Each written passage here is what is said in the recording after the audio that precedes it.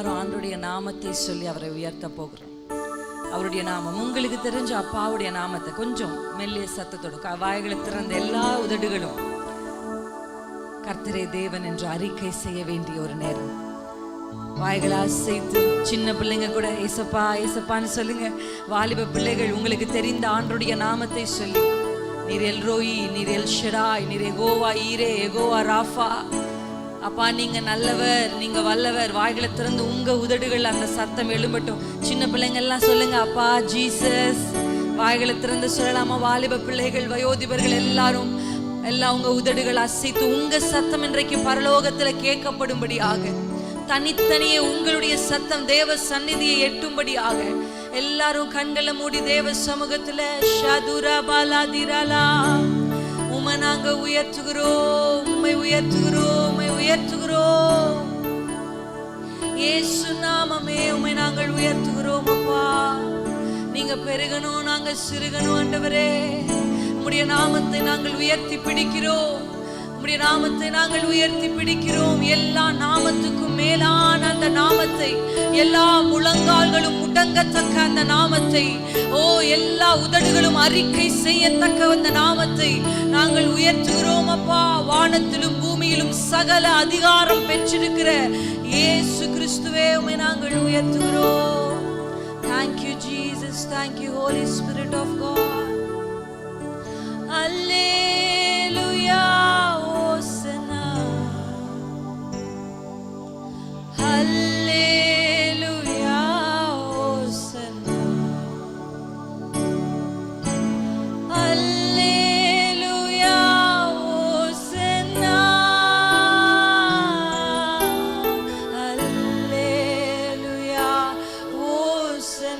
ரெண்டு கைகளையும் உயர்த்தி பரிசுத்தவான்கள் எல்லாரும் அல்லேலூயா ஓசன்னா, அல்லேலூயா ஓசன்னா, அல்லேலூயா ஓசன்னா, அல்லேலூயா ஓசன்னா.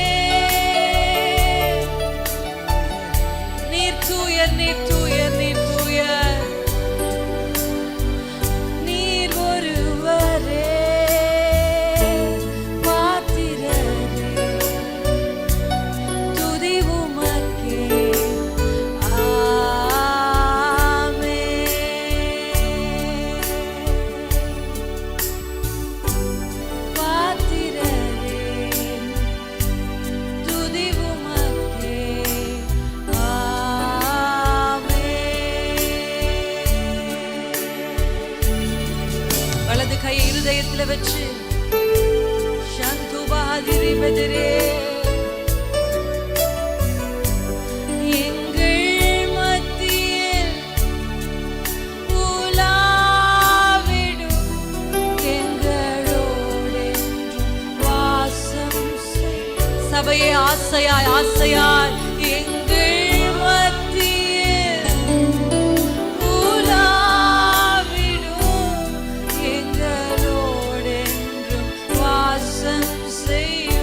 எங்கள் குடும்பத்தில், எங்கள் குடும்பத்தில் உலாவிடும் எங்களோடென்றும் வாசம் செய். எங்கள் சபைகளில், எங்கள் சபைகளில்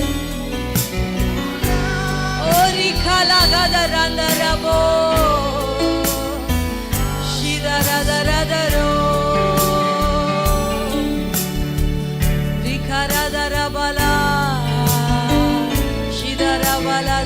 அந்நிய பாஷையில பாடலாமா? நிதர கலதரா தெரராஷிதோ திமதரலதரோ. பாடுங்க பாடுங்க. திகலதரபலா ஷிகதிரதரரா நிகரலதரரா ஷிதராசெதோ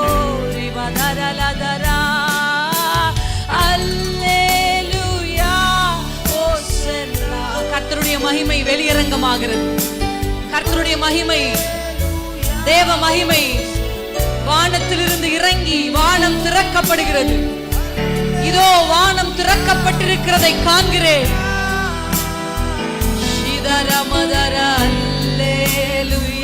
அந்நிய பாஷையில் பாடலாமா?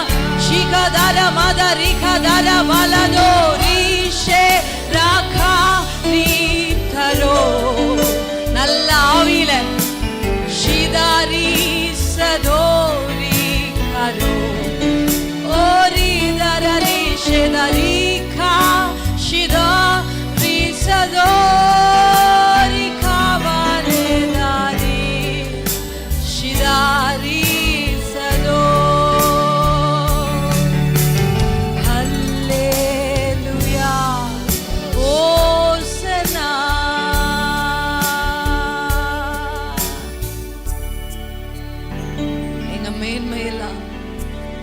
உயர்த்துகிறது தான்ப்பா. எங்க ஆசையெல்லாம் உடைய நாமத்தை உயர்த்துகிறது ஆண்டவரே. நீர் எங்களுக்கு போதும் அப்பா. உங்க பிரசன்னம் போதும் ஆண்டவரே. உங்க சமூகம் போதும். சொல்லுங்க வாய் திறந்து, நீர் போதும், நீர் போதும். உங்க நாமம் உயரணும், இன்னும்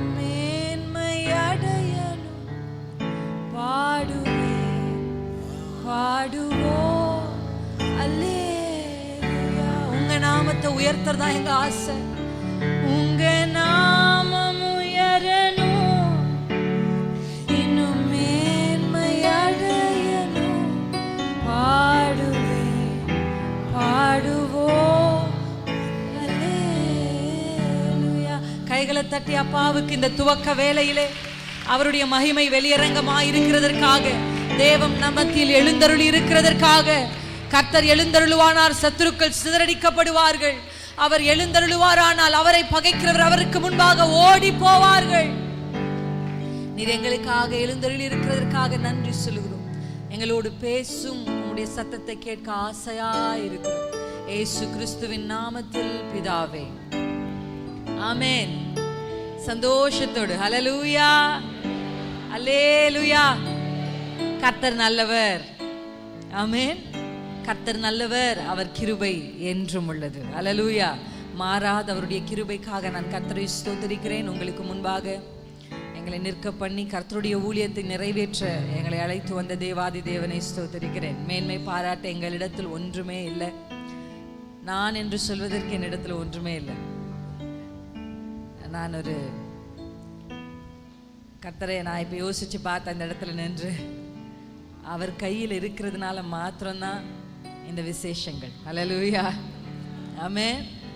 அந்த கழுதை நினைச்சிருக்கோம், ஓ நமக்கெல்லாம் நமக்கு வஸ்திரத்தை விரிக்கிறாங்க நமக்காக அப்படின்னு. இல்லை, அந்த கழுதைக்கு தெரியாது இயேசு மேலே இருக்கிறதுனால தான் இந்த கனம் என்று சொல்லி. ஹல்லேலூயா, ஆமென். இயேசுவை சுமக்கிறவர்களுக்கு நிச்சயம் இந்த பூமியில் கனம் உண்டு. ஹல்லேலூயா, ஆமென். இயேசுவை சுமந்த அந்த மரியாளை எப்படி வாழ்த்துதல் செய்திகள் இயேசுவை சுமந்த அந்த மரியாளுக்கு வந்தது. இன்றைக்கும் நாமும் இந்த பூமிக்கு இயேசுவை கொடுப்பதற்காக அழைக்கப்பட்டவர்கள். எத்தனை பேர் ஆமென்னு சொல்றீங்க? கிறிஸ்தவர்கள் அப்படின்னா கிறிஸ்துவை உடையவர்கள் என்ற அர்த்தம். ஆமென். கிறிஸ்டியன் அப்படின்னா என் பெயர் கிறிஸ்தவர்களாக இருப்பதனால் நான் கிறிஸ்தவன் அல்ல, என் தகப்பன் கிறிஸ்தவராக இருந்ததினால் நான் கிறிஸ்தவன் அல்ல, இயேசு எனக்குள் இருப்பதால் தான் நான் கிறிஸ்தவன். ஹல்லேலூயா, ஆமென். எத்தனை பேர் இப்ப சொல்ல முடியும், I am a Christian, I carry Jesus. நான் ஒரு கிறிஸ்தவன், நான் ஒரு கிறிஸ்தவள், நான் கிறிஸ்து உடையவள், கிறிஸ்துவை உடையவன். ஆமென். இந்த அறிக்கை உங்கள் வாழ்நாள் முழுவதும் உங்களுக்கு இருக்க வேண்டும் என்று நான் கர்த்தருக்குள் உங்களை விசுவாசித்து உற்சாகப்படுத்துகிறேன். ஹல்லேலூயா, ஆமென். குடும்பமாக, கணவன் மனைவியாக, பிள்ளைகளாக, இன்னும் கூடுதலாக எங்களுக்கு பெரிய ஆசீர்வாதமாக இருக்கிற என்னுடைய அத்தை மாமாவோடு கூட சேர்ந்து குடும்பமாய் இந்த குடும்ப ஆசீர்வாத கூட்டத்திற்கு வந்ததற்கு எங்களுக்கு ரொம்ப சந்தோஷம். ஹல்லேலூயா, ஆமென். முதல்ல என் கணவர் ஒருவராய் ஊழியத்தை செய்து கொண்டிருந்தார். நான் அவரோடு இணைந்து இருவராய் ஓட ஆரம்பித்தோம். அதுக்கப்புறம் கர்த்தர் எனக்கு ஒரு ஆண் பிள்ளையை கொடுத்து நாங்கள் 3 பேரும் சேர்ந்து ஓட ஆரம்பித்தோம். அப்புறம் ஆண்டவர் எனக்கு ஒரு பெண் பிள்ளையை கொடுத்து 4 பேர். இப்போ என் அத்தை மாமா எல்லாரும் சேர்ந்து குடும்பமாய் கர்த்தருக்காக நிற்க என் தேவன் உதவி செய்திருக்கிறார். அல்லேலூயா. அதுக்காக நான் கர்த்தரை நன்றி செலுத்துகிறேன். எங்களை அன்போடு அழைத்து இந்த வாய்ப்பை கொடுத்து இந்த பிரசங்க பீடத்தில் எங்களை நிற்க வைத்திருக்கிற பாஸ்டர் அவர்களுக்காக நான் நன்றி செலுத்துகிறேன். ஆமென், ஆமென். அவருடைய மாடல், அவருடைய வாழ்க்கை என்னை அதிகமாய் ஈர்த்திருக்கிறது. ஆமென். தேவ சமூகத்தில் அடிக்கடி ஆண்டவரை சந்திக்கிற ஒரு மனுஷராய் அவர் இருக்கிறத நான் பார்க்கும்போது கர்த்தருக்குள்ள அதிகமாய் சந்தோஷப்படுகிறேன்.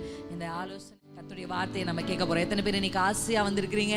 நேற்று நம்ம பாடினபடி எத்தனை பேர் ஆவலாய் வந்திருக்கிறீங்க? ஆமென். அப்படி வந்த உங்களை கர்த்தர் வெறுமையா அனுப்புகிறது இல்லை. அல்லேலூயா. நான் சொல்லுவேன், போவாசை நம்பி போவாசின் பாதத்தில் படுத்த ரூத்தையே போவாஸ் திரும்பி வெறுங்கையா அனுப்பல. உலக மனுஷனே தன்னிடத்தில் வந்து தன் பாதத்தில் படுத்துக் கொண்டவளை வெறுங்கையாய் அனுப்பாமல் திருப்தியா தானியத்தை கொடுத்து அனுப்புவாரானால் போவாசிலும் பெரியவர் இன்றைக்கு உங்கள் நடுவில் இருக்கிறார். அவருடைய பாதத்திற்கு வந்த உங்களை கர்த்தர் வெறுங்கையாய் திருப்பி அனுப்புகிறது இல்லை. அல்லேலூயா.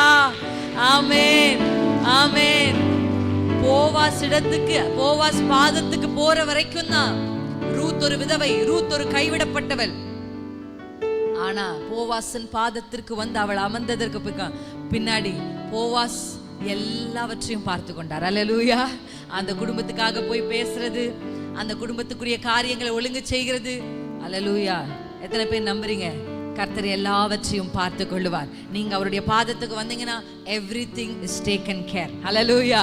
எல்லாம் பார்த்து கொள்ளப்படும். கர்த்தருடைய பர்வதத்தில் உங்களுக்கென்று, உங்கள் குடும்பத்திற்கென்று எல்லாமே சரி, சின்னதிலிருந்து பெரியது வரைக்கும். சொல்லுங்க, சின்னதிலிருந்து பெரியது வரைக்கும். அல்லேலூயா. எல்லாமே கர்த்தர் பார்த்து கொள்வார். நம்புறீங்களா? என்னோடு கூட சேர்ந்து கர்த்தர் உங்களுக்கு கொடுத்த வார்த்தைகளை யோவான் 1 அதிகாரத்துக்கு நேராக நம்முடைய கவனத்தை திருப்புவோம்.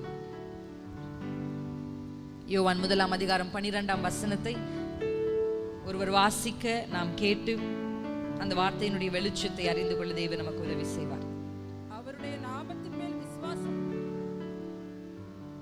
அவரை ஏற்றுக்கொண்டவர்கள் எத்தனை பேர்களோ அத்தனை பேர்களும் தேவனுடைய பிள்ளைகள் ஆகும்படி அவர்களுக்கு அதிகாரம் கொடுத்தார். ஹல்லேலூயா. ஆமென். நம்முடைய வாக்குத்தத்தத்தை கூடிய சில காரியங்கள் வெளிப்படுத்த போறோம். ஆனா முதல்ல இந்த வசனத்தை வாசிக்கிறோம். நம்ம இந்த வார்த்தை என்ன சொல்லுதுன்னா, அவருடைய நாமத்தின் மேல் விசுவாசம் உள்ளவர்களாய் அவரை ஏற்றுக்கொண்டவர்கள் எத்தனை பேரோ, எத்தனை பேரா இருந்தாலும் சரி. இஸ்ரவேல் குடும்பத்துக்கு தான் இத்தனைன்னு ஆண்டவர் என்ன பண்ணிட்டார், நம்பர் போட்டு வச்சுட்டார். ஆனா நமக்கு என்ன இல்ல, இவ்வளவுதான் அவ்வளவுதான் இல்ல. அல்லேலூயா. எத்தனை பேரோ அத்தனை பேருக்கும் என்ன ஆண்டவர் கொடுத்தார்னா, தேவனுடைய பிள்ளைகள் ஆகும்படி. என் கூட சத்தமா இந்த வார்த்தையை சொல்லுங்க. என்ன கொடுத்திருக்கிறார் உங்களுக்கு? சத்தமா எல்லாருடைய உதடுகளும் அதிகாரத்தை கொடுத்திருக்கிறார். அல்லேலூயா. வலது கையை உயர்த்தி சொல்லுங்க, இப்படி அசைச்சு சொல்லுங்க, தேவனுடைய பிள்ளை என்பது எனக்கு கொடுக்கப்பட்ட அத்தாரிட்டி. அல்லேலூயா. அது அதிகாரம். தேவனுடைய பிள்ளை என்பது not just position, it is authority.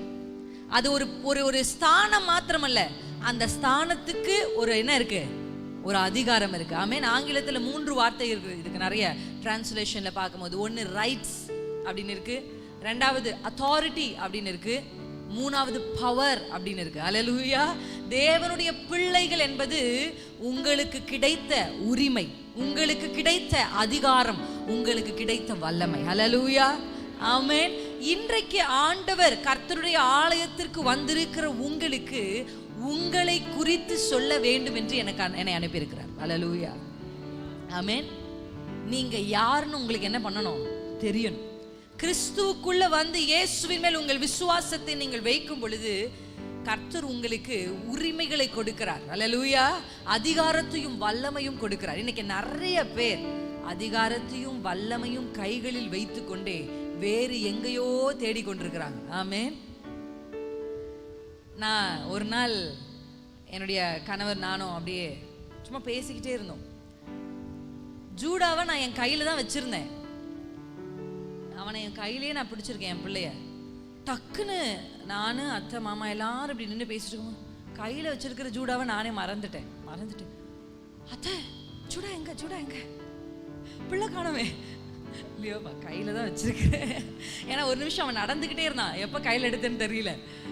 எத்தனை பேர் அப்படி தலைக்கு மேலே கண்ணாடியை போட்டுட்டு கண்ணாடி எங்கன்னு வீடெல்லாம் தேடிட்டு இருப்பாங்க. எங்கே தான் இருக்கும் கண்ணாடி? தலைக்கு மேலே தான் இருக்கும். அல்லேலூயா. நீங்கள் எதையோ எங்கெங்கோ தேடிக்கொண்டிருக்கிறீர்கள். கர்த்தர் சொல்றாரு, உங்க மேலதான் அதை வச்சிருக்கிறாரு ஆண்டவர். அந்த அத்தாரிட்டி உங்க மேல இருக்கு. ஃபாதர் அப்பா அழகா பாடி இருக்கிறார், அபிஷேகம் என் மேலே, ஆவியானவர் எனக்குள்ளே, அபிஷேகம் என் தலை மேலே. அல்லேலூயா. ஆவியானவர் எனக்குள்ளே. நீங்க புரிந்து கொள்ள வேண்டிய இன்னொரு வார்த்தையை ரோமர் 8ஆம் அதிகாரம் எடுத்து வாசிக்கலாம். 14ஆம் வசனத்துல ஆண்டவர் நமக்கு அவருடைய வார்த்தைகளின் வெளிச்சத்தை இன்றைக்கு கொடுக்க விரும்புகிறார். மேலும் எவர்கள் தேவனுடைய ஆவியினாலே நடத்தப்படுகிறார்களோ அவர்கள் தேவனுடைய புத்திரராய் இருக்கிறார்கள். அந்தபடி திரும்பவும் பயப்படுகிறதற்கு நீங்கள் அடிமைத்தனத்தின் ஆவியை பெறாமல் அப்பா பிதாவே என்று கூப்பிட பண்ணுகிற புத்திர சுவிகாரத்தின் ஆவியை பெற்றீர்கள். ஹல்லேலூயா. நீங்க யார் அப்படின்னு இந்த வசனம் சொல்லுதுன்னா, நீங்கள் தேவனுடைய பிள்ளைகள். தேவனுடைய பிள்ளைகள் யாருன்னா, ஃபர்ஸ்ட் உங்களுக்கு அந்த வசனத்துல காண்பித்தேன். தேவனுடைய பிள்ளைகள் யாருன்னா, அவரின் மேல் விசுவாசம் வைக்கிறவங்க. நிறைய பேரு விசுவாசத்தோடு நிறுத்திடுவாங்க. அதுதான் அடுத்த கட்டம். முதல்ல எப்படி ஆகிறோம் அப்படின்னா, முதல்ல இயேசுவை விசுவாசிப்போம். அப்ப என்ன ஆகுறோம்னா, விசுவாசிகள் ஆகுறோம். அல்லேலூயா.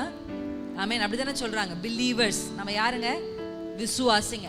அடுத்து நம்ம கிறிஸ்துவை நமக்குள் ஏற்றுக்கொண்டு விசுவாசிகள். எப்படின்னா, இயேசு எனக்கு இதை செய்வார், இதை எனக்கு தருவார். நிறைய பேர் இயேசுவுக்கு பின்பாக வந்தாங்க. இயேசு இந்த பூமியில வாழ்ந்த காலத்துல அவர் ஊழியத்தை நிறைவேற்றின 3.5 வருஷத்துக்குள்ள அநேகர் இயேசுவுக்கு பின்பாக வந்தாங்க. ஒரு கூட்டம் இயேசு சுகப்படுத்துவார் என்று சுகத்தை எதிர்பார்த்து வந்த கூட்டம். ஒரு கூட்டம் இவருக்கு பின்பாக போனா இயேசு விடுதலையை தருவார் என்று விடுதலையை பெற்றுக்கொள்ள வந்த கூட்டம். இன்னொரு கூட்டம் இவருக்கு பின்னாடி போனா 5 அப்பம் 2 மீன் இருந்தா 5000 பேருக்கு சோறு போடுவாருன்னு சோறு சாப்பிட வந்த கூட்டம். இது ஆண்டவரே சொல்லி இருக்கிறார். அல்லேலூயா. சாப்பாடு, இவர் பின்னாடியே போனா நமக்கு என்ன கிடைக்கும்? சாப்பாடு கிடைக்கும். சாப்பாடுக்காக வந்த ஒரு கூட்டம். ஆனா இன்னொரு கூட்டம் இயேசுவுக்கு பின்பாக வந்தது. கர்த்தருடைய வேதம் சொல்லுகிறது, அவருடைய வார்த்தைகளை, அவருடைய வசனத்தை கேட்கிறதுக்கு வந்த கூட்டம். அல்லேலூயா. இன்னொரு கூட்டம் இயேசுவுக்கு பின்பாக வந்தது. என்ன தெரியுமா? அவர் பேசுகிறதுல குறை கண்டுபிடிச்சு, குற்றம் கண்டுபிடிச்சு, நியாயம் தீர்க்கிறதுக்கு அவருக்கு பின்னாடி வந்த கூட்டம். ஆமென். ஜீசஸ் ஃபேஸ் பண்ண கூட்டமே இவ்வளவு வித்தியாசமான கூட்டம். ஆமென். இப்படி ஒவ்வொருத்தரும் உங்களுக்கு தெரியும் நீங்க எதற்கு இன்றைக்கு இயேசுக்கு பின்பாக வந்திருக்கிறீங்க. உங்க மனசாட்சி தொட்டு சொல்லுங்க. அல்லேலூயா. இன்றைக்கு நம்ம ஞாயிற்றுக்கிழமை ஆராதனையில இயேசுக்காக முதல்ல ஒரு அற்புதம் உங்களை இயேசு இடத்துல கொண்டு வந்திருக்கலாம். முதல்ல உங்களுக்கு கர்த்தர் செய்த ஒரு அற்புதம் உங்களை இயேசுவின் மேல் விசுவாசத்தை, அவரின் மேல் நம்பிக்கையை வைக்க பண்ணிருக்கலாம். ஆனா அந்த லெவல்ல இருக்கல. கர்த்தர் உங்களை அடுத்த ஸ்தானத்துக்கு அழைக்கிறார். அல்லேலூயா. இப்ப தேவனுடைய பிள்ளைகள் ஆகும்படி, நம்ம தேவ பிள்ளைகள் என்ற வார்த்தைக்கு அடுத்து இந்த வசனம் சொல்லுகிறது, நாம் யாருங்க? ஆவிக்குரியவர்கள். எல்லாரும் கைகளை அசைச்சு சொல்லுங்க, ஆவிக்குரியவர்கள். இன்றைக்கு கிறிஸ்தவர்கள் பெருகிட்டாங்க, ஆனா ஆவிக்குரியவர்கள் குறைந்திருக்கிறார்கள். ஹல்லேலூயா. எத்தனை பேர் என்னோடு சேர்ந்து ஆமா கரெக்ட்? கிறிஸ்தவர்கள் பெருகிட்டாங்க, ஆனா ஆவிக்குரியவர்கள் குறைந்துட்டாங்க. கர்த்தர் நம்மை ஆவிக்குரிய திருச்சபையில் பிதா விரும்பினபடி ஆவியோடும் உண்மையோடும் ஆராதிக்கிற ஒரு கூட்டத்துக்குள்ள கர்த்தர் நம்மளை கொண்டு வந்து நிறுத்தியிருக்கிறார். எத்தனை பேர் ஆமென்? அல்லேலூயா. பிதாவுடைய விருப்பம் என்ன? தன்னை ஆராதிக்கிறவர்கள், தன்னை தொழுது கொள்ளுகிறவர்கள் எப்படி தொழுது கொள்ளணுமா? ஆவியோடும் உண்மையோடும். அல்லேலூயா. அதை அவர் விரும்புகிறார். அப்படிதான வசனம் சொல்லுது. அவருடைய விருப்பம் அது. நிறைய நேரத்துல வேதத்துல நம்ம விருப்பத்தை மட்டும்தான் பார்ப்போம். பிதாவுக்கு விருப்பங்கள் இருந்திருக்கு, குமாரனுக்கு விருப்பங்கள் இருந்திருக்கு. குமாரனுக்கு என்ன விருப்பம் இருந்த? ஆண்டவர் சொன்னார், இந்த பூமியில் அக்கினியை போட வந்தேன், அது இப்பொழுதே பற்றி எரிய வேண்டும் என்று விரும்புகிறேன். தன்னை தொழுது கொள்ளுகிறவர்கள் ஆவியோடும் உண்மையோடும் தன்னை தொழுது கொள்ள வேண்டும் என்று பிதா விரும்புகிறார். அல்லேலூயா. அவருக்கு ஒரு விருப்பம் இருந்தது, நான் ஒரு அக்கினியை போடணும், அந்த அக்கினி பற்றி எரியணும். அல்லேலூயா. இன்றைக்கு காற்றுக்கு அசைகிற, என்னுடைய கணவர் ரொம்ப அழகா சொல்லுவார், எனக்கு அந்த வார்த்தை ரொம்ப பிடிக்கும். என்னுடைய வாழ்க்கையில அந்த ஒப்புமை என்னை அதிகமாக உற்சாகப்படுத்தி இருக்கிறது. சாதாரண ஒரு விளக்கா நம்ம இருந்தாதான் காற்று அடிக்கும் போது கேண்டில் லைட் கேண்டில் என்ன ஆயிடும்? அணைஞ்சிரும். இன்றைக்கு கிறிஸ்தவர்கள் அப்படிதான் இருக்கிறாங்க. ஆனா ஆவிக்குரியவர்கள் யார் தெரியுமா? அவங்க கேண்டில்ல இருக்கிற அந்த அக்கினி அல்ல. ஆமென். ஏதோ ஒரு விளக்கில் இருக்கிற அக்கினி அல்ல. அவங்க என்ன அக்கினி தெரியுமா? அவங்க காட்டு தீ போல. அல்லேலூயா. காட்டுல இப்ப கலிபோர்னியால பிடிச்சிருக்கு தெரியும்னு நினைக்கிறேன். இந்த காட்டு தீ காற்று அடிச்சா அணையாது, காற்று அடிச்சா பரவும். கிறிஸ்தவம் எப்படி பரவினது? எத்தனை காற்று வீசுச்சு யோசிச்சு பாருங்க. கர்த்தர் தெரிந்து கொண்ட 120 பேர்ல எத்தனை பேர் ரத்த சாட்சிகளாய் மரிச்சாங்க, எத்தனை துன்பங்களை அனுபவித்தாங்க, எவ்வளவு வேதனைகள் அடிச்சாங்க. ஆனாலும் இந்த தீ அணையலையே, அந்த தீ பரவினது. அல்லேலூயா. இதுவரைக்கும் மங்கி எரிகிற அழக ஆராதனை வேலையில எரிந்து கொண்டிருப்பேன் பாடணும். ஆமென். எரிந்து கொண்டே இருப்பேன். காற்று அடிச்சா அணைகிறதற்கு நான் ஏதோ சின்ன விளக்குல சின்ன கொஞ்சம் எண்ணெயை நம்பி எரிகிற திரி அல்ல, அக்கினி அல்ல. நான் ஒரு காட்டு தீ மாதிரி. காற்று அடிச்சா நீங்க யோசிச்சு பார்க்கலாம். நான் இன்றைக்கு உங்களுக்கு முன்பாக ஊழியக்காரியா நிக்கிறேன் அப்படின்னா அதற்கு காரணமே காற்றும் கொந்தளிப்பும் பெருங்கடலும் தான். என் வாழ்க்கையில் அந்த காற்று அடிக்கலனா இன்றைக்கு இத்தனை மாவட்டங்களுக்கும் நான் கர்த்தருடைய ஊழியத்தை நிறைவேற்றி இருக்கவே முடியாது. அல்லேலூயா. கைகளை உயர்த்தி சொல்லுங்க, என் வாழ்க்கையில் அடித்த புயல்களுக்காக நன்றி. அந்த புயல் என்னை அணைப்பதற்கு அல்ல, என்னை இன்னும் எரிய வைத்தது. அல்லேலூயா. எத்தனை பேர் என் கூட சேர்ந்து ஆமா அதுதான் என்னுடைய சாட்சியம், அதுதான் என்னுடைய சாட்சியம் எத்தனை பேர் சொல்ல முடியும்? அல்லேலூயா. அணைந்து போகிறதற்கு நமக்குள்ள இருக்கிற ஆவி அப்படிப்பட்டது அல்ல. சொல்லுங்க, உங்களுக்குள்ள இருக்கிறது பரவணும், பரவணும், இன்னும் இன்னும் இன்னும் அதிகமா பரவணும். இந்த வார்த்தை சொல்லுகிறது, ஆவியானவரால் நடத்தப்படுகிறவர்களே தேவனுடைய புத்திரர்கள். அல்லேலூயா. உங்களுக்கு புரியுற மாதிரி எளிதா உங்களுக்கு ஒரு ஒப்புமையை நான் சொல்ல விரும்புறேன். இப்போ நீங்க ஒரு வண்டியில போயிட்டு இருக்கிறீங்க, இதை நான் சொல்லியிருக்கிறேன். இப்போ உங்களுக்கு அதை விளங்க செய்வதற்கு நான் சொல்றேன். நீங்க ஒரு 2 வீலர்ல போயிட்டு இருக்கீங்கன்னு வச்சுக்கலாம். இங்க எத்தனை பேருக்கு வண்டி ஓட்ட தெரியும்? 2 வீலர் உங்களுக்குமா? சூப்பர். குட்டீஸ் கூட ஓட்ட தெரியுமா? ஓகே. வண்டி ஓட்டிட்டு போயிட்டே இருக்கிறீங்க. திடீர்னு ஒரு கார் வந்து என்ன பண்ணிடுறாரு? உங்களை இடிச்சுட்டார். இப்போ நீங்க என்ன செய்வீங்க? இறங்கி போய் வண்டியை ஸ்டாண்டை போட்டுட்டு, அப்பதான் நம்ம யாருன்னே நமக்கே தெரியும், அப்பதான் நமக்குள்ள இவ்வளோ வார்த்தைகள்லாம் இருக்கான்னு நமக்கே தெரியும். இறங்கி போய் ஸ்டாண்டை போட்டு ஸ்டாண்டை போட்டுட்டு காருக்கு முன்னாடி இருக்குல்ல, கார்கிட்ட போய், காரே உனக்கு அறிவில்லை, உனக்கு அறிவில்லை, சுசுகி கம்பெனின்னு வச்சுக்கணும், உன் சுசுகி கம்பெனியில் ஒழுங்கா செய்யலையா, உனக்கு என்ன ஒழுங்கா வர தெரியாதா அப்படின்னு என்ன பண்ணுவீங்க? காரை பார்த்து திட்டுவீங்களா? யாரை பார்த்து திட்டுவீங்க? உள்ள ஒருத்தர் உட்காந்துருப்பாங்க, கீழே வா இறங்கு. யாரை திட்டுவீங்க? காரை இல்ல, கார் ஓட்டுறவர்களை. அப்படிதானே? உண்மையா இல்லையா? உண்மையா இல்லையா நான் சொல்லுகிறது? அல்லேலூயா. அப்ப யார் இயக்குகிறார் என்பதா ரொம்ப முக்கியம். இன்னைக்கு நிறைய பேருடைய டிரைவர் சீட்ல பெண்கள், குடும்பத்துக்காக நாங்க பேசும்போது நானும் என் கணவரும் சொல்லுவோம், பெண்களுடைய டிரைவர் சீட்ல பொதுவா, அதாவது உலகத்தில் பெண்ணாய் பிறந்த பெண்கள், கிறிஸ்துவோ ஆவிக்குரியவர்கள் இல்ல, நார்மலா ஒரு பெண் அப்படின்னா, ஒரு பெண்ணுடைய டிரைவர் சீட்ல யார் இருப்பாங்க அப்படின்னா எமோஷன், அவங்க இருதயம், ஃபீலிங்ஸ். பெண்களுக்கு எப்பவுமே ஃபீலிங்ஸ் தான் ஃபர்ஸ்ட் வரும். பார்த்துருக்கீங்களா? சின்ன விஷயத்துக்கு நம்ம வாலிப பிள்ளைகள், இந்த சின்ன வாலிப பிள்ளைங்க எடுத்துட்டா கூட அது கூட சின்ன அப்படின்லாம் பெண் பிள்ளைங்க தான் பண்ணுவாங்க. பெண்கள் உடனே அழுதுருவாங்க, உடனே கோவம் வரும், உடனே முறிக்கிப்பாங்க. ஆனா நீங்க ஆண்களை பாருங்க, நீங்க அதை நான் இந்த ஒப்புமையா சொல்வேன். இப்போ வந்து நீங்க இப்ப மேல இருந்து தண்ணி கீழே கொட்டுமே, நம்ம ஊர்ல என்ன சொல்லுவோம்? அதை மேல இருந்து தண்ணி கீழே கொட்டுனா அருவி. இப்போ ஒரு அருவி இருக்குன்னு வச்சுக்கோங்க, ஆணும் பெண்ணும் போயிட்டு இருக்கீங்கன்னா பெண்கள் அதை பார்த்து அச்சோ அருவி அழகா இருக்கு அப்படின்னு நீங்க எக்ஸைட் ஆவீங்க. ஆனா ஆண்களை பாருங்க, ஆண்கள் என்ன சொல்லுவாங்க? தண்ணி கொட்டுதா. நீங்க ஒரு விஷயத்தை விவரிக்கிறதுக்கும் அவங்க ஒரு விஷயத்தை விவரிக்கிறதுக்கும் வித்தியாசமா இருக்கும். உங்களுக்கு அது அருவி, அவங்களுக்கு தண்ணி கொட்டுது. ஏன்னா உங்க டிரைவர் சீட்ல எமோஷன்ஸ் தான் உட்கார்ந்துருக்கும், அவங்க டிரைவர் சீட்ல லாஜிக். அவங்க எதையுமே ஃபர்ஸ்ட் பிரெயின்ல தான் யோசிப்பாங்க, நீங்க எதையுமே ஃபர்ஸ்ட் ஹார்ட்ல தான் யோசிப்பீங்க. நிறைய அம்மாமாருங்க சொல்லுவாங்க, என் கணவர் என்ன புரிஞ்சுக்கவே மாட்டேங்கிறார். அவரால் புரிஞ்சுக்க முடியாது. உங்களை மாதிரி ஒரு விஷயத்தை சிந்திக்க அவரால் முடியாது. அவர்கிட்ட ஒரு பாக்ஸை கொடுத்தீங்கன்னா ஒன்ன யோசிக்க சொன்ன அவர் அதை மட்டும் தான் யோசிப்பார். ஆனா நீங்க ஒன்ன திறந்து அதுக்குள்ள ஒன்ன திறந்து அதுக்குள்ள ஒன்ன திறந்து அப்படின்னு யோசிப்பீங்க. அதுதான் அவங்களுக்கும். அதனால அவருக்கும் உங்களை புரியாது. ஒரு பிரச்சனை ஆச்சுன்னா நீங்க அந்த பிரச்சனையை குறித்து பேசிட்டே இருப்பீங்க. உங்க பக்கத்துல தான் அவர் படுத்திருப்பாரு. 2வது வரி நீங்க சொல்லும் போது அவர் தூங்கிட்டு இருப்பார். ஏன்? அவருக்கு அது ஒரு பிரச்சனையே இல்லை, அவருக்கு அது ஒரு விஷயமே இல்லை. அப்ப ஒரு ஆணுடைய டிரைவர் சீட்ல லாஜிக்கும் ஒரு பெண்ணுடைய டிரைவர் சீட்ல எமோஷனும் தான் பொதுவா இருக்கும். ஆனா சபைக்கு வந்து பரிசுத்த ஆவியுடைய அபிஷேகம் பெற்று ஆவிக்குரியவர்களாய் நீங்க மாறும்போது வசனம் சொல்றபடி உங்க டிரைவர் சீட்ல யாரு வரணும்னா ஆவியானவர் வரணும். ஹல்லேலூயா.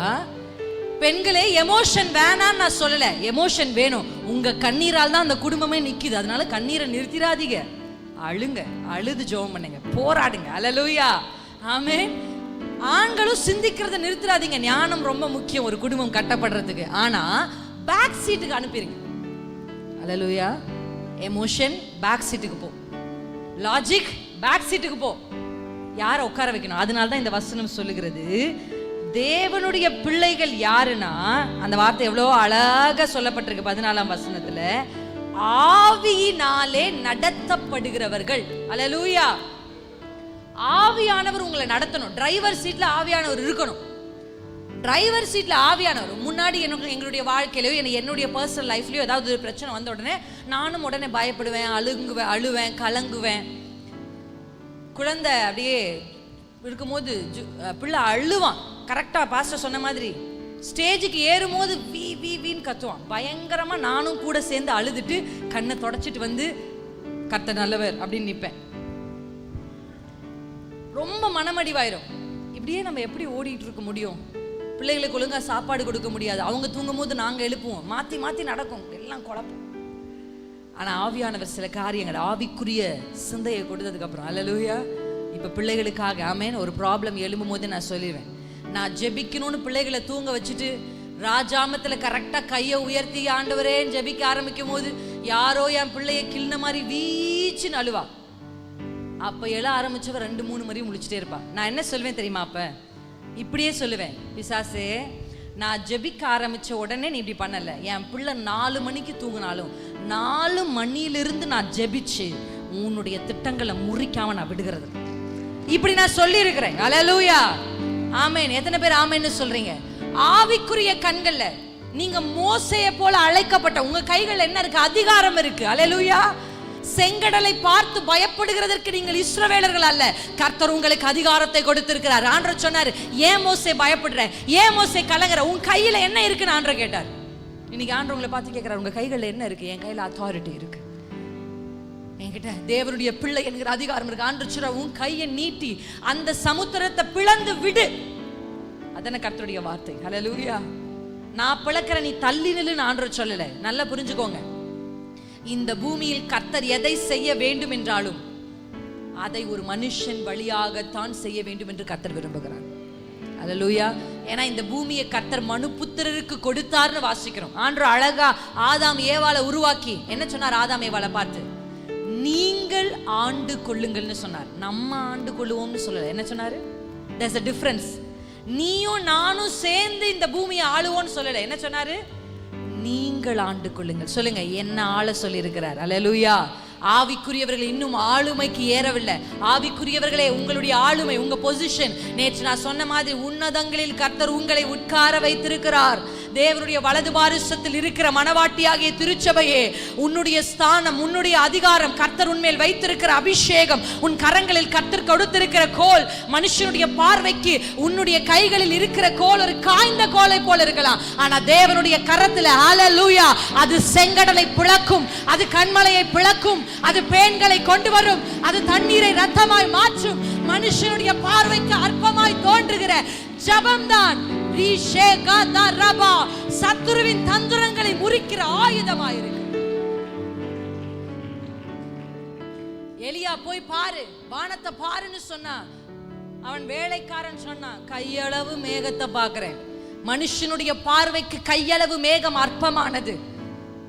ஆனால் அதிகாரத்தை உடைய எலியாவுக்கு தெரியும், அந்த அற்பமான கையளவு மேகத்தை கொண்டு தான் என் தேவன் பெரும் மழையை கொண்டு வருவார் என்று. மனுஷர் பார்க்கிறபடி பார்க்க கர்த்தர் உங்கள் மேல் அபிஷேகத்தை வைக்கல. அபிஷேகம் என்பது ரீபா ஷாபா காபா என்கிற அந்நிய பாஷையோடு நிறுத்தப்படுகிறது அல்ல. Tongues is just a starting. அது ஒரு துவக்க நிலை. பாஸ்டர் அற்புதமா சொன்னார், அந்நிய பாஷை பேசுகிற என் தாய் நடக்கையில் அபிஷேகம் பெற்றவர்களைப் போல இல்லையே.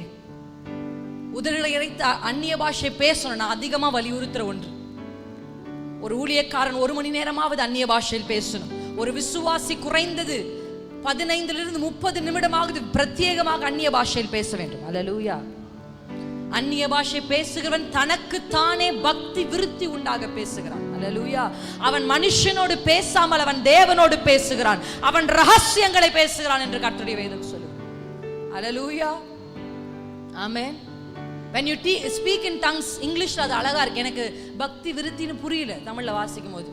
அது ஆங்கிலத்தில் நான் எடுத்து வாசிக்கும் போது, the one who speaks in tongues strengthens himself அப்படின்னு இருக்கு. அல்லேலூயா. தன்னை தானே பலப்படுத்துகிறான் என்று இருக்கிறது. பக்தி விருத்தினா என்ன? உங்களை நீங்க பலப்படுத்திக் கொள்ளணும். நீங்க பலவீனமா சோர்வா ஃபீல் பண்றீங்க, என்ன பண்ணணும் தெரியுமா? சோர்வா ஃபீல் பண்ண உடனே பெட் வான்னு சொல்லும், படுக்காதீங்க. அல்லேலூயா. நின்று, முழங்கால் போட முடியல சிஸ்டர், முட்டு வலி, பரவாயில்ல, நின்று கொள்ளுங்க.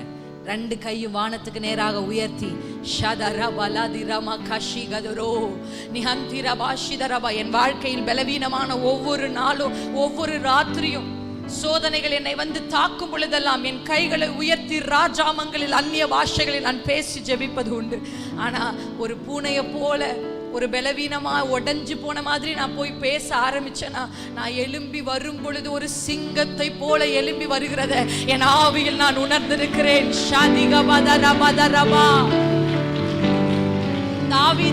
தாவீதிடத்துல மனுஷர்கள் வரும்போது அவர்கள் ஒடுக்கப்பட்டவர்களாய் வந்தாங்க. ஆனா தாவீதோடு இருந்த பராக்கிரமசாலிகள் யார் தெரியுமா? அவர்கள் சிங்க முகம் கொண்டவர்கள். அல்லேலூயா. பைபிள் அவர்களை குறித்து என்ன சொல்லியிருக்கு? அவங்க சிங்க முகம் கொண்டவர். சிங்க முகம்னா என்ன அர்த்தம்? சிங்க முகம்னா என்ன அர்த்தம் நினைக்கிறீங்க? சிங்கம் ஒன்றுக்கும் பின் அடையாது. அல்லேலூயா. அப்படிதான் வேதம் சொல்லுகிறது. ஒன்றுக்கும் பின்னடையாத ஒரு சிங்க முகத்தை கர்த்தர் இன்றைக்கு உங்களுக்கு கொடுக்கட்டும். எத்தனை பேர் ஆமென்னு சொல்றீங்க? லயன் வந்து யானை மாதிரி பெருசு இல்ல, ஒட்டக மாதிரி உயர்வானது இல்ல, வேகமாய் ஓடுகிற சிறுத்தையை போன்றது அல்ல. லயன் கிட்ட என்ன ஸ்பெஷாலிட்டின்னு கேட்டா ஒண்ணுமே இல்ல. What is the speciality? சிங்கமே உன்னை விட பலவான் இந்த காட்டில் இருக்கிறான். சிங்கமே உன்னை விட பெரியவன் இந்த காட்டில் இருக்கிறான். சிங்கமே உன்னை விட வேகமாய் ஓடுகிறவன் இந்த காட்டில் இருக்கிறான். ஆனா what makes lion a king of jungle? இந்த சிங்கம் எப்படி ராஜாவா மாறுச்சுன்னா, சிங்கத்துக்கிட்ட இருக்க ஒரே குவாலிட்டி என்ன தெரியுமா? ஆட்டிடியூட். அல்லேலூயா. இதுதான் 8 ரோமர் 8 முழங்கால் படியிட்டு ஆவிக்குரியவர்கள் வாசிக்க வேண்டிய ஒரு அதிகாரம். ரோமர் 8. அல்லேலூயா. ரோமர் 8 ஆவிக்குரியவருடைய சிந்தை, ஆவிக்குரிய நடக்கைகளை குறித்து தெளிவாய் சொல்லுகிற ஒரு அதிகாரம் ரோமர் 8. ஆமென். ஆட்டிடியூட். ஆவிக்குரியவங்களுக்கு உங்க யுத்தக்களம் எங்க தெரியுமா? உங்க சிந்தை தான் உங்க முதல் யுத்தக்களம். அல்லேலூயா. துவக்கத்துல பிரச்சனையை பார்த்த உடனே அழுது கொண்டிருந்தவள் தான் நான். ஆனா இப்பொழுது பிரச்சனைகளை பார்க்கும் பொழுதே அந்த பிரச்சனைக்கு பின்பாக அல்லேலூயா கர்த்தர் வைத்திருக்கிற ப்ரமோஷனை பார்க்க கர்த்தர் எனக்கு உதவி செய்கிறார். அல்லேலூயா. நீங்க பார்க்க வேண்டிய சிங்க முகம் ஆண்டவரிடத்துல கேளுங்க, எனக்கு அப்படிப்பட்ட ஒரு ஆட்டிடியூட கொடுங்கப்பா, அப்படிப்பட்ட சிந்தை. எதற்கும் நான் பின்னடைய மாட்டேன். அல்லேலூயா. எத்தனை பேர் ஆமென்னு சொல்றீங்க? ஆமென். இயேசுவின் பின்னே போக துணிந்தேன், இயேசுவின் பின்னே போக துணிந்தேன், இயேசுவின் பின்னே போக துணிந்தேன், பின்னோக்கே நான், பின்னோக்கே நான். உண்மையா சொல்லுங்க, பின்னோக்கே நான், பின்னோக்கே நான். அல்லேலூயா. ஆமென். அல்லேலூயா. ஃபாதர் பெர்க்மன்ஸ் அப்பா தனக்கு இருந்த பதவிகள், ஸ்தானங்கள் எல்லாவற்றையும் துறந்து விட்டு அப்படியே வெளியே வந்தார். யாரை நம்பி வந்தாருன்னு நினைக்கிறீங்க? ஆவியானவரை. வேதத்தை வாசிக்க வாசிக்க ஹல்லேலூயா. அப்ப ஒரு அழகா, இயேசுவின் பின்னே நான் செல்வேன், திரும்பி பார்க்க மாட்டேன், ஏன்னா நான் சிங்கமுகம் கொண்டவள், திரும்பி ஒன்றுக்கும் நான் பின்னடைவதில்லை. ஹல்லேலூயா. பிசாசு உங்களுக்கு நேர கொண்டு வந்த அலைகள் உங்கள் முகத்துக்கு நேரா நின்றா நீங்க என்ன சொன்ன தெரியுமா? பிசாசே, நான் ஒன்றுக்கும் பின்னடைய மாட்டேன். ஹல்லேலூயா. நான் நிறைய முறை பேசியிருக்கிறேன் சத்துருவோட. இப்படி கண்டிப்பா உன்னால. நான் ஜாய் பத்தி பேசணும். ஒரு நாள் பிரசங்கத்துல ஜாய் அதை பேசணும் 8 மணி ராத்திரிக்கு. அதான் கர்த்தர் எனக்கு கொடுத்த வார்த்தை. காலையிலிருந்து ஜாயே இல்ல வீட்டுல. புள்ள கத்தி கத்தி காலையில அழுதிருந்து சாயங்காலம் மீட்டிங் வரைக்கும். அப்படி அந்த நாள் வந்து எனக்கு எப்படின்னா அது ஒரு இருண்ட நாளா நான் நினைக்கிறேன். அந்த அளவுக்கு வேதனை. ஆனா நான் பேச வேண்டியது ஜாய். அப்படியே மனம் சோர்ந்து போகும்பொழுது ஹல்லேலூயா, நோ நோ நோ, ஆவியானவர் சொல்றார், இல்ல இல்ல, இதன் நடுவிலும் உனக்குள்ள அந்த சந்தோஷம். ஆமேன். உலக மனுஷர்கள் சந்தோஷத்தை எங்கெங்கயோ தேடுறாங்க. ஆனா கர்த்தர் சந்தோஷத்தை உங்களுக்கு எனக்கு உள்ள வச்சிருக்கிறார். ஹல்லேலூயா. ஆமேன். எது வந்தாலும் ஆமேன். ஹல்லேலூயா.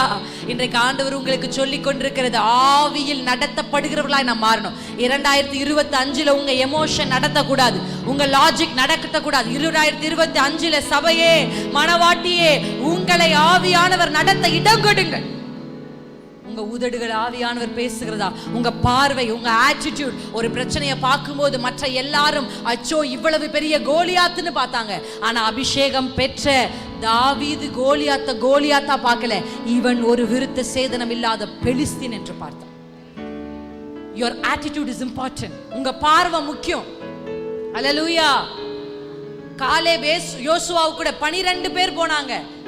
ஆனா 10 பேர், அவர்கள் ஏனாக்கின் புத்திரர்கள், அவர்கள் நெடியவர்கள், அவர்கள் உயர்ந்தவர்கள். அவர்களுக்கு முன்பாக நாங்கள் சின்ன பூச்சியை போல இருந்தோம், நம்மால முடியாதுன்னு சொன்னாங்க.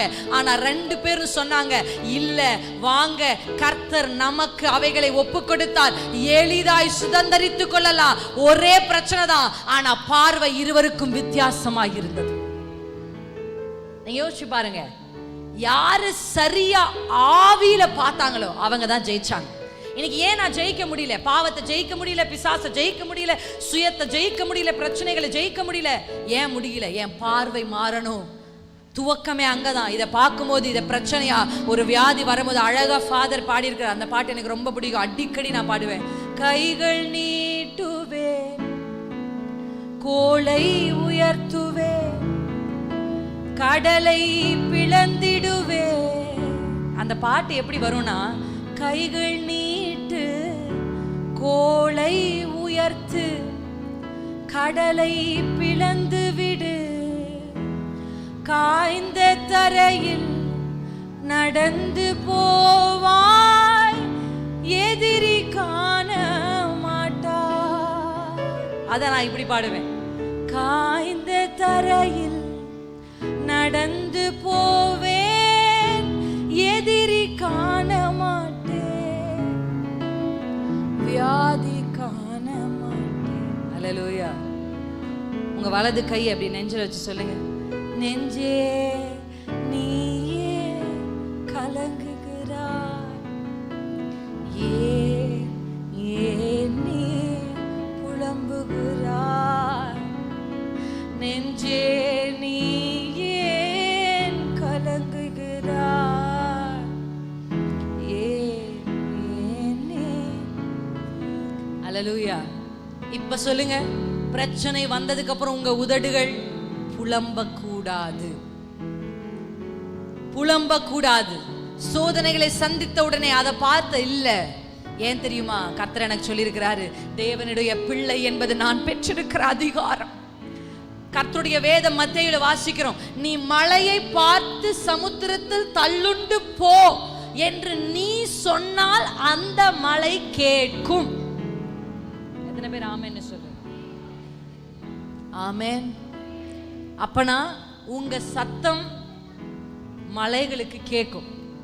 மலைக்கு காது இருக்கு, செங்கடலுக்கு உணர்வு இருக்கு. அல்லேலூயா, அல்லேலூயா. எத்தனை பேர் ஆமென்னு சொல்வீங்க? எவ்வளவு பெரிய மலை உங்களுக்கு முன்பாக நின்றாலும் நீங்க சொல்லணும், மலையே இயேசுவின் நாமத்தை. நல்லா புரிஞ்சுக்கணும், அத்தாரிட்டியை யூஸ் பண்ணும்போது மிஸ்யூஸ் பண்ணிடக்கூடாது அத்தாரிட்டி. ஆமென். அபிஷேகம் நம்ம மேல இருக்கிற அதிகாரத்துடைய எப்படி, நம்ம அத்தாரிட்டியுடைய இன்ஃப்ளூயன்ஸ் எப்படின்னா, இப்போ நீங்க எல்லாரும் போயிட்டே இருக்கிறீங்க, சிக்னல் வருது, சிக்னல்ல ஒருத்தர் நின்றுட்டு இருப்பாரு, அவர் பேர் யாரு? Traffic police. ஆமா தானே? அந்த டிராஃபிக் போலீஸ் அவருக்குரிய வஸ்திரத்தை போட்டுக்கொண்டு வந்து நில் என்று சொன்னாதான் நீங்க என்ன பண்ணுவீங்க? நிப்பீங்க. கரெக்டா இல்லையா?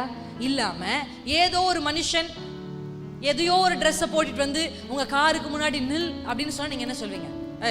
ஓரம்போ சொல்லுவீங்களா மாட்டீங்களா? அத்தாரிட்டின்றது வானத்திலும் பூமியிலும் சகல அதிகாரம் அவருக்கு கொடுத்திருக்கு. அவரை நான் அணிந்து கொண்டதுனால தான் நான் சொன்னா நிற்கும். இல்லாம இயேசுவை இல்லாம நான் போய் நில்னா ஏத்தி போயிட்டே இருப்பான். ஏன் சிஸ்டர் நீங்க சொல்ற மாதிரி தான் நானும் நில்றேன், நிக்க மாட்டேங்குது. நில்லுனா போகுது, போனா நிக்குது. நானும் பலமுறை சொல்லிட்டேன், வானா வரவே மாட்டேங்குது, வராதனா வந்துகிட்டே இருக்கு. சில பெற்றோர்கள் சொல்லுவாங்க, நான் சொல்றத நான் பெத்த பிள்ளையே கேட்க மாட்டேங்குது, நீங்க என்ன மலையை பார்த்து பேசுறீங்க, கடலை பார்த்து பேசுறீங்க. அணிந்து கொள்ள வேண்டியவரை சரியாய் அணிந்து கொள்ள வேண்டும். ஆமென். அத்தாரிட்டின்றது இட்ஸ் a யூனிஃபார்ம். ஆமென். உள்ள இருக்கிற மனுஷனுக்கு வேல்யூ இல்ல, மேல போட்டிருக்கிற அந்த சட்டை, கொடுத்திருக்கிற அந்த பதக்கங்களுக்கு தான். அல்லேலூயா. அதிலே என்ன இருக்குங்க? கேடர் இருக்கு. ஆவிக்குரிய மனுஷர்களே கேடர் இருக்கு. ஆவிக்குரிய மனுஷர்களே கேடர் இருக்கு. ஒரு சில பேர் பார்த்திருக்கீங்களா, எல்லாரும் ஒரு சில ஆவிகள் வந்து நம்ம சும்மா சொன்னாலாம் நிக்காது, அதுக்குன்னு கேடர், அதுக்குன்னு பதக்கங்களை வாங்கிய சில ஹையர் ஆபீசர்ஸ் வந்தாதான் அவங்களெல்லாம் கைது பண்ண முடியும். சாதாரண கான்ஸ்டபிள் போய் அவர்களை கைது பண்ண முடியாது. அல்லேலூயா. ஆமென். எனக்கு தெரியல இங்க எத்தனை கான்ஸ்டபிள் இருக்கிறீங்க, டிராஃபிக் போலீஸ் இருக்கிறீங்க, எத்தனை ஐஜி இருக்கிறீங்க, எத்தனை தெரியல, எத்தனை எஸ்பி இருக்கீங்க எனக்கு தெரியல. உங்க கேடர் என்ன உங்களுக்கு நல்லா தெரியும். ஆனா நான் இயேசுவுக்குள் விசுவாசிக்கிறேன். அதிகாரத்தை அணிந்து கொண்டு நீங்கள் நில் என்று சொன்னால், அது எவ்வளவு பெரிய பென்ஸ் காரா இருந்தாலும், அது எவ்வளவு பெரிய மனுஷன் அந்த காருக்குள்ள இருந்தாலும், அதிகாரம் என்கிற சட்டையை அணிந்து ஒரு மனுஷன் வந்து நில் என்று சொன்னால் அது நிக்கணும். ஏன்னா அந்த சட்டைக்கு அவ்வளவு பவர் இருக்கிறது. சொல்லுங்க, கையாசச்சு சொல்லுங்க, என் அப்பாவுடைய பவர் இன்றைக்கு உங்க மேல வந்து இறங்கட்டும், இறங்கட்டும், இறங்கட்டும். நல்ல அந்நிய பாஷை பேசி பெற்றுக்கொள்ளுங்க, அணிந்து கொள்ளுங்க, அந்த அதிகாரத்தை அணிந்து கொள்ளுங்க. ஓ ரிபாலி ஷேகதரபா, சர்வாயுத வர்க்கத்தை அணிந்து கொள்ளு சகோதரியே, சர்வாயுத வர்க்கத்தை அணிந்து கொள்ளு சகோதரா.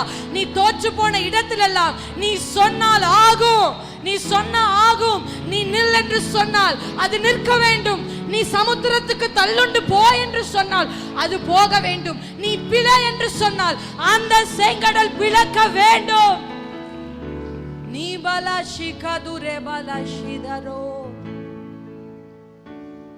என்னில் அசைவாடும் அனலாக்கும் அக்கினி ஜுவாலையே.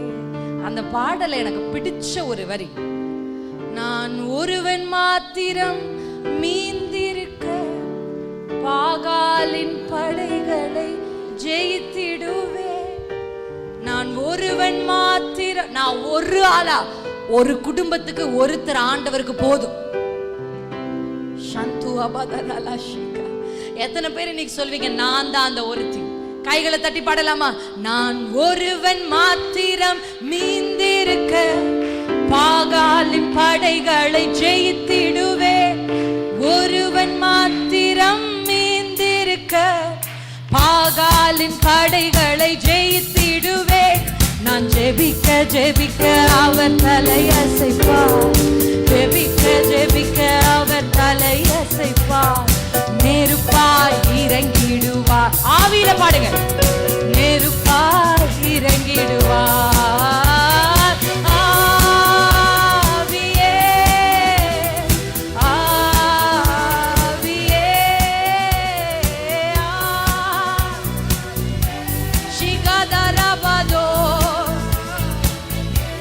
என்னில் அசைவாடும்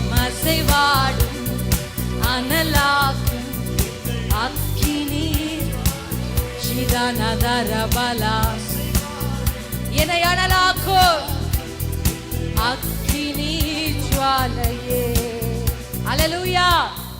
நீங்க ஒருவர் இருந்தா போதும். பாகாலுடைய எத்தனை தீர்க்கதரிசிகளா இருந்தாலும், எத்தனை நூற்றுக்கணக்கான தீர்க்கதரிசிகளா இருந்தாலும், அழகா இருக்கு. எலியாவை குறித்து பழைய ஏற்பாட்டுல நல்ல ஒரு சத்தியத்தை இன்னைக்கு சொல்றேன். உங்க மனதில் எழுதுங்க, எழுதுறவங்க எழுதிக்கோங்க, பெரிய போல்ட் லெட்டர்ல எழுதி அண்டர்லைன் பண்ணுங்க. இப்ப நான் சொல்றது, anything physical in the Old Testament is spiritual in the New Testament. எது எல்லாம் மாம்ச பிரகாரமா இருக்கிறதோ பழைய ஏற்பாட்டில், அவைகள் எல்லாம் புதிய ஏற்பாட்டில் ஆவிக்குரியவைகள். அல்லேலூயா. உங்களுக்கு விளங்கி இருக்கும் நான் நினைக்கிறேன். அப்ப யோசுவா, அப்ப மோசே பார்த்தது ரியல் செங்கடல், நீங்க பார்க்கிறது ஆவியில செங்கடல். அல்லேலூயா. அப்ப தாவீது பார்த்தது ஒரிஜினலா பிசிக்கலா மாம்சத்துல இருந்த கோலியாத், இப்ப நீங்க ஆவியில பார்க்கிறது பலவான். அல்லேலூயா. பழைய ஏற்பாட்டில் ஆபிரகாம் ஐஸ்வர்யவான், எதை வைத்து? ஆடு மாடுகளை வைத்து. புதிய ஏற்பாட்டில் நீங்களும் நானும் தான் ஐஸ்வர்யவான், எதை வைத்து? எபேசியர் 1 அதிகாரத்தில் ஆவிக்குரிய ஆசீர்வாதங்களை வைத்து. அல்லேலூயா. பழைய ஏற்பாட்டில் எதெல்லாம் பிசிக்கலோ, புதிய ஏற்பாட்டில் எல்லாமே ஸ்பிரிச்சுவல். அல்லேலூயா. யுத்தம் ஸ்பிரிச்சுவல், ஆசீர்வாதம் ஸ்பிரிச்சுவல், பிரச்சனைகள் ஸ்பிரிச்சுவல். மாம்ச கண்கள்ல பார்த்து உங்களால் அதை ஜெயிக்க முடியாது. ஆவியின் கண்கள் திறக்கப்பட்ட ஒருவரால தான் இதை ஜெயித்து வெளியே வர முடியும். அல்லேலூயா. உங்க பிரச்சனையை ஏதோ வியாதின்னு பாக்குறீங்க, உங்க குடும்பத்துக்குள்ள பிரிவினை இருக்கு, கணவன் மனைவியும் பிரிந்து இருக்கிறாங்க, நீங்க பெற்ற பிள்ளைகள் கணவனோடு சேர்ந்து வாழாம மனைவியும் பிள்ளைகளும் பிரிந்து இருக்கிறாங்க, கர்ப்பத்தில் ஏதோ ஒரு பிரச்சனை இருக்கிறது, வீட்டில் வியாதிகள் இருக்கிறது, ஒருவர் மாத்தி ஒருவர் சிக்காயிட்டே இருக்கிறாங்க, பரம்பரையாய் சில வியாதிகள் வந்து கொண்டே இருக்கு. இயேசுவின் நாமத்தில் இந்த சாயந்தரம் நீங்க வரணும். சாயந்தரம் இங்க இருக்கிற எல்லாரையும் நான் பார்க்க விரும்புறேன். அல்லேலூயா. சாயங்கால கூட்டத்துக்கு வரணும். ஏன்னா சாயங்காலம் விடுதலையின் சத்தம் இந்த திருச்சபையில் கேட்க போகிறது.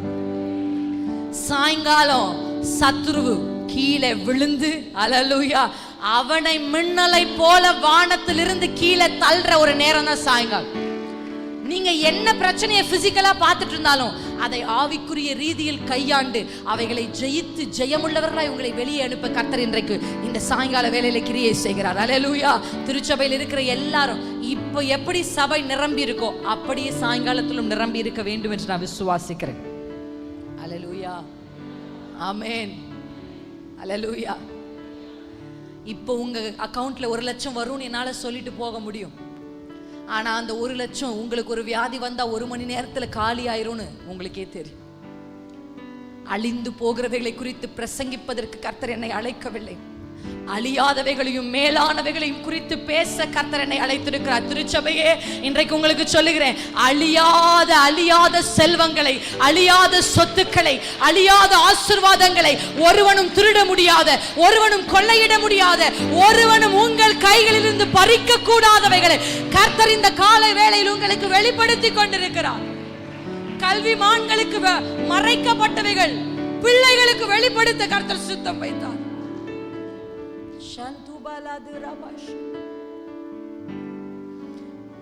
இப்படிப்பட்ட அத்தாரிட்டி எடுத்து ஒரு அதிகாரத்தை வாசிக்க போறோம். இந்த அதிகாரத்தோட நாம முடிக்க போறோம். கலாத்தியர் 4 அதிகாரம் மிகவும் ஒரு முக்கியமான இந்த வார்த்தை திருச்சபைக்கு. This word that we are going to listen, it is for church. கலாத்தியர் 4 அதிகாரத்துக்கு உங்க கவனத்தை நீங்க திருப்பி கொண்டீங்கன்னா 2 வார்த்தை அந்த இடத்துல இருக்கு. சுதந்திரவாளி, அடிமை. ஆங்கிலத்துல son versus slave, son versus slave. சுதந்திரவாளி, அடிமை. அல்லேலூயா. இன்றைக்கு கர்த்தர் எனக்கு வைத்திருக்கிற சுதந்திரங்கள், அபிஷேகம், அத்தாரிட்டி, எனக்கு கர்த்தர் நீங்க சொல்றதெல்லாம் கேட்கும் போது நல்ல உணர்ச்சி வசப்படுற மாதிரி இருக்கு. கேட்கும் போது நல்ல கையை தட்டணும் போல இருக்கு. கேட்கும் போது அந்நிய பாஷைகளை பேசி அந்த உணர்வு, அந்த வார்த்தை வரும்போது ஆமா நான் எழும்புறது போல இருக்கு. ஆனா வீட்டுக்கு போய் பார்க்கும்போது நான் மறுபடியும் பழைய மனுஷியா இருக்கிறேன். மறுபடியும் பிரச்சனைகளை கொண்டு தோற்று போகிறேன். ஏன் தெரியுமா? பிரச்சனை என்ன இருக்குன்றதான் இந்த அதிகாரம் நமக்கு காண்பித்து கொடுக்கிறது. அல்லேலூயா. பின்னும் நான் உங்களுக்கு சொல்லுகிறேன். முதல் வசனத்தை, சுதந்திரவாளியானவன் எல்லாவற்றுக்கும் எஜமானாய் இருந்தும் அவன் சிறு பிள்ளையாய் இருக்கும் காலம் வரைக்கும் அவனுக்கும் அடிமையானவனுக்கும் வித்தியாசம் இல்லை. இதை படித்த உடனே நீங்க சொல்ல வர்றது எனக்கு புரிஞ்சிருச்சுன்னு சொல்றவங்க கையை தூக்கி காமிங்க. உண்மையா எனக்கு புரிஞ்சிருச்சு, நீங்க என்ன சொல்ல வரீங்கன்றதை நான் விளங்கிட்டேன். நான் எஜமான் தான், எனக்காக கர்த்தர் சிலுவையில் எல்லாவற்றையும் செய்து முடித்தார் தான். சுகம் என்னுடையது, ஐஸ்வர்யம் என்னுடையது, உயர்வுகள் என்னுடையது, நீடி ஆயுசு என்னுடையது. அல்லேலூயா. இம்மையில் 100 மடங்கும் மறுமையில் நித்திய ஜீவனும் எனக்கென்று கர்த்தர் எழுதி வைத்தது. அல்லேலூயா. இவைகள் எல்லாம் இருந்தும் நான் சுதந்திரவாளி தான்.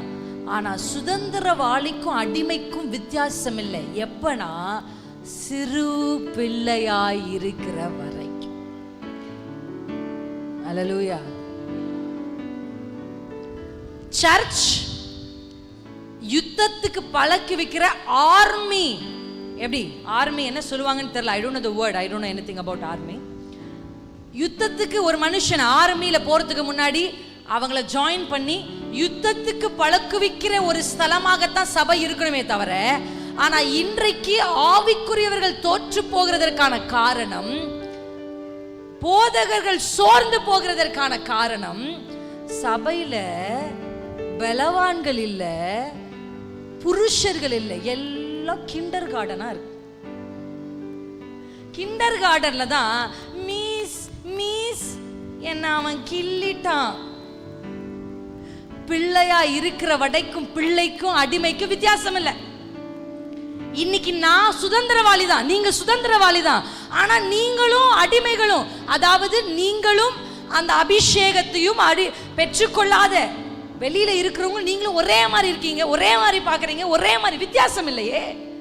அந்த வார்த்தை எவ்வளவு அழகா இருக்கு. அண்டர்லைன் பண்ணும் அந்த வார்த்தை. நமக்கும் அவங்களுக்கும் வித்தியாசம் இல்லை. ஆனா நம்ம கிறிஸ்தவர்கள், நாம் சுதந்திரவாளிகள், நான் கர்த்தருடைய பிள்ளை, நான் அபிஷேகம் பெற்றவர், நான் அந்நிய பாஷை பேசுறேன். ஆனா எனக்கும் அவங்களுக்கு வித்தியாசம் இல்லை. ஏன் தெரியுமா?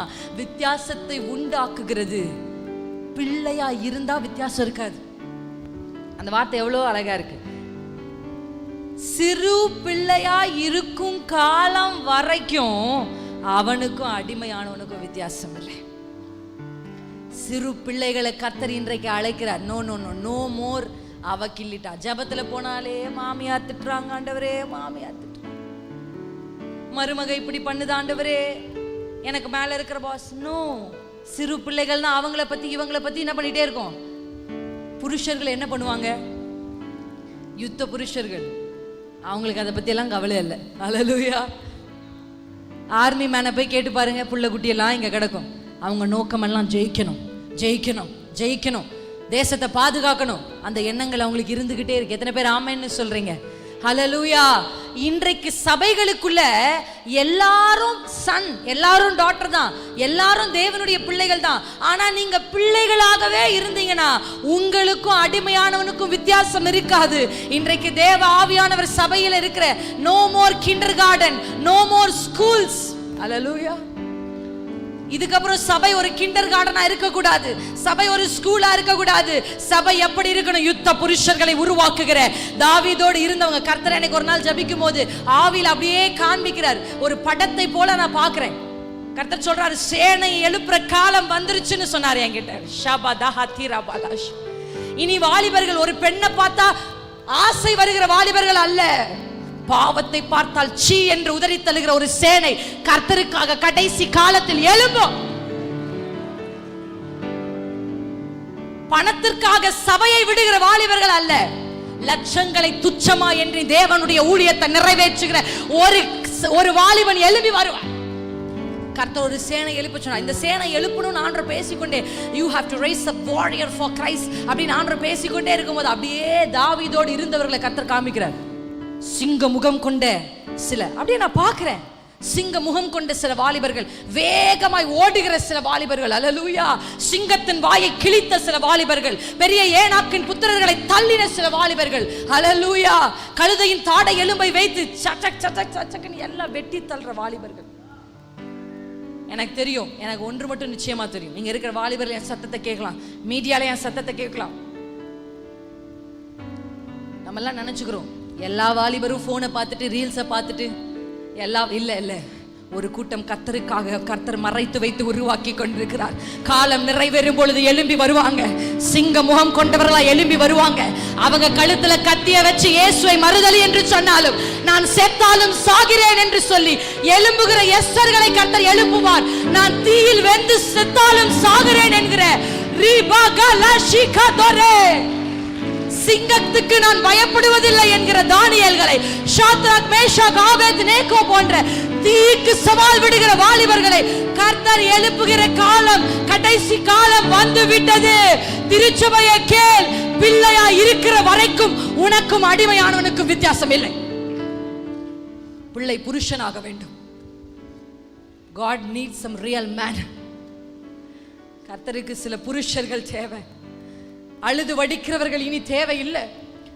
பிரச்சனையை பார்த்த உடனே புலம்பி கர்த்தரிடத்துல உடனே முறுமுறுக்கிற இஸ்ரவேலர்கள், 10 முறை பரீட்சை பார்த்த இஸ்ரவேலர்கள் கர்த்தருக்கு தேவையில்லை. ஒரு ரெண்டு காலேப் யோசுவாவை கொண்டு கர்த்தரால் அதை செய்து முடிக்க முடியும். லட்ச ஜனங்கள் 40 வருஷம் வேண்டாம் ஆண்டவருக்கு. நான் சொல்றேன், இன்னைக்கு கர்த்தருக்கு ஆயிரங்கள் லட்சங்கள் தேவையில்லை. வைராக்கியம் உள்ள ஒருவனை கொண்டு என் கர்த்தரால் செய்ய முடியும். ஒரே ஒரு மனுஷன் நம்முடைய எல்லைகளுக்கு கால் வச்சார். யார் அது? தேவனையே சந்தேகப்பட்டவர் தோமா. ஒரு மனுஷனை கொண்டல்லவா கர்த்தர் இத்தனை திருச்சபைகளை, திரும்புகிற திசையெங்கும் திருச்சபைகள் எழும்பி இருக்கிறது. இந்த எல்லையில இயேசு எத்தனை ஊழியக்கார எழுப்பிட்டாரு. இந்த கீழ் மாவட்டம், தூத்துக்குடி, திருநெல்வேலி, நாகர்கோயில் இருந்து உலகத்தை கலக்குகிற ஊழியர்கள் எழுப்பினார்கள். ஏன் தெரியுமா? அவர்கள் வரும்போது அவர்களை ஏற்றுக்கொண்டதுனால தான். இந்த எல்லை கர்த்தருக்குரியது, இந்த எல்லை இயேசுவுக்கு வேண்டும். இது நிற்க கூடாது. கர்த்தர் அநேகரை எழுப்ப கர்த்தர் சுத்தம் உள்ளவராய் இருக்கிறார். நீ பிள்ளையாதான், நீ பிள்ளைதான். You are the son and the daughter of God. ஆனா பிள்ளையானவனாவே இருந்தா அடிமைக்கும் பிள்ளைக்கும் வித்தியாசம் இல்லை. எழும்பி நிற்போமா? சேனைகளாக எழும்புவோம், தேசத்தை கலக்கிடுவோம்.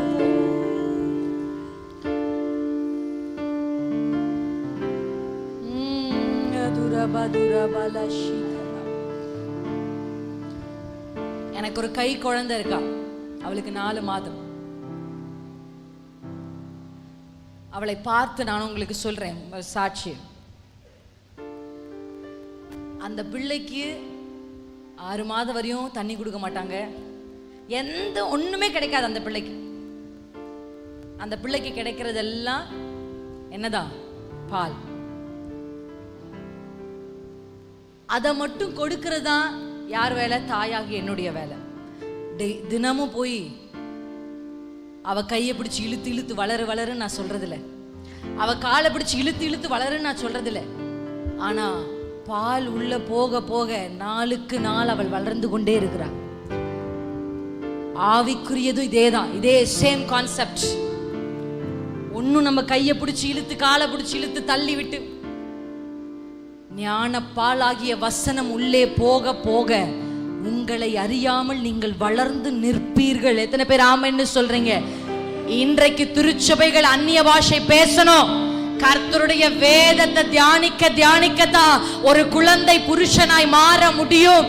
இந்த வருஷம் இந்த வேதத்தை ஒரு வருஷத்துக்கு ஒரு முறை வாசிக்கிறது இல்ல, தியானிக்கிறது.